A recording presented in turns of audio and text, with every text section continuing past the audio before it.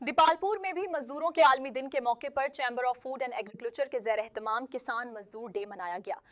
دیپالپور میں مزدوروں کے عالمی دن کے موقع پر chamber of food and agriculture کے زیر اہتمام عالمی مزدور ڈے کو کسان مزدور ڈے کے طور پر منایا گیا۔ کسانوں اور مزدوروں نے مدینہ چوک سے سٹی پریس کلب تک مطالبات کے حق میں ریلی نکالی اور کسان مزدور اتحاد کے حوالہ سے نعرے بازی کی۔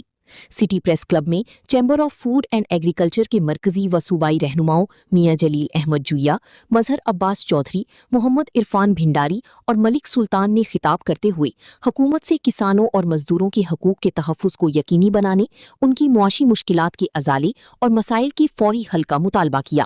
اس موقع پر پاکستان کسان بورڈ کے رہنما اور کارکنان کی کثیر تعداد بھی موجود تھی۔ اس حوالے سے میں خراج تحسین پیش کرتا ہوں ہمارے مرکزی صدر جناب چودھری شوکت علی چدر صاحب کو، جنہوں نے اس کا انیشیٹو لیا، اس کی بنیاد رکھی، ایک ٹیم بنائی اور اس ٹیم میں جناب میاں جلیل احمد جویا صاحب،